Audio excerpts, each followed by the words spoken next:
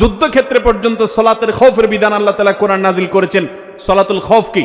সালাতুল খৌফ হলো যুদ্ধ চলছে রণাঙ্গনে, সম্মুখ যুদ্ধ, একেবারে মুখোমুখি আক্রমণ। এই মুহূর্তে নামাজের ওয়াক্ত হয়ে গেছে, নামাজ পড়তে গেলে শত্রুপক্ষ আক্রমণ করে সব শেষ করে ফেলবে। ইসলামের নির্দেশ, কোরআনের নির্দেশ হলো যে তখন তোমরা নামাজে জামাতের সাথে ওই অবস্থাতেও নামাজ পড়বে, কিন্তু একদল জামাতে নামাজ পড়বে, আরেক দল শত্রুদের সাথে লড়াই করে আত্মরক্ষা করবে। একদল যারা ইমামের সাথে নামাজ পড়ছে তারা এক রাকাত নামাজ শেষ করে, এক রাকাত সালাত শেষ করে তারা চলে যাবে যুদ্ধে। যারা এতক্ষণ যুদ্ধ করছিল তারা এসে ইমামের পিছনে আবার দাঁড়িয়ে তারা এক রাকাত পড়বে, তারা তাদের এক রাকাত শেষ করে আবার চলে যাবে। এক রাকাতের মাঝখানে যাওয়া জায়েজ নাই, কিন্তু যুদ্ধক্ষেত্রে সালাতুল খৌফের বিধান এটা জায়েজ আছে যে তোমার জীবনও রক্ষা করতে হবে, তোমার নামাজও রক্ষা করতে হবে। ইমানদার কখনো কোনো যুক্তিতে নামাজ ছাড়ার মতো কোনো সুযোগ, কোনো পরিস্থিতি, কোনো অবস্থা ইমানদারের জীবনে থাকতে পারে না, কারণ নামাজের চাইতে গুরুত্বপূর্ণ কোনো বিধান ইসলামে আর।